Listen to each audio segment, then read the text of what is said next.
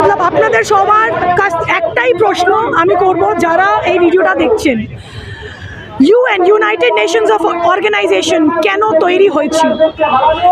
United Nations তৈরি হওয়ার উদ্দেশ্য বা কারণ ছিল হিউম্যান রাইটস। মানবাধিকারের উল্লঙ্ঘন এত বাজেভাবে হয়েছিল বিশ্বযুদ্ধের সময়, ফার্স্ট অ্যান্ড সেকেন্ড, বড় বড় দেশরা বাধ্য হয়েছিল দ্যাট এই মানবাধিকারের উল্লঙ্ঘনটা ইট শুড স্টপ। কিন্তু আজকে যেটা হচ্ছে প্যালেস্টাইন আর গাজায়, ওয়ার্ল্ড ওয়ারের সময় যে হিউম্যান রাইটস ভায়োলেশনসগুলো হয়েছিল সেটাকে পার করে দিয়েছে।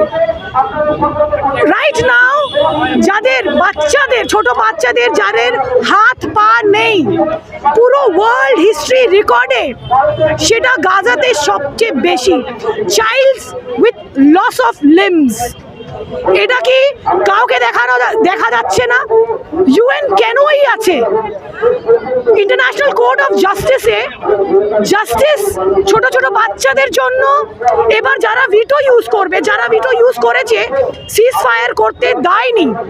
জো বিডেন, আমেরিকা, এভরিওয়ান, এন্ড তাদেরকে যে সাপোর্ট ইসরায়েলকে করছে তারা, আমি জানি না মানবাধিকার মানে হচ্ছে মানব হওয়া। We have to be human first, then we can be citizen or son, daughter. We have to be born human first with human values. এই ছোট ছোট বাচ্চাকে বা ওখানে আপনার ক্যাম্পে জন্মাচ্ছে বাচ্চারা, রেফিউজি ক্যাম্পে একটা ইউনিভার্সিটি নেই, একটা ইউনিভার্সিটি নেই ওখানে, পাবলিক হসপিটাল নেই। আমি যখন এটা বলছি আমার গায়ে কাটা দিচ্ছে।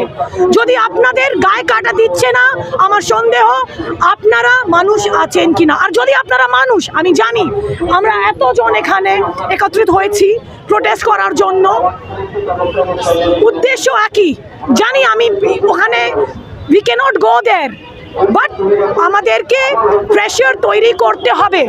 I am a world citizen, I am a human, I am an Indian citizen, and that's my responsibility, that's my duty কি যেখানে ইনজাস্টিস হচ্ছে আমি আওয়াজ তুলবো। সেই জন্য আমরা একসাথে এখানে এসেছি।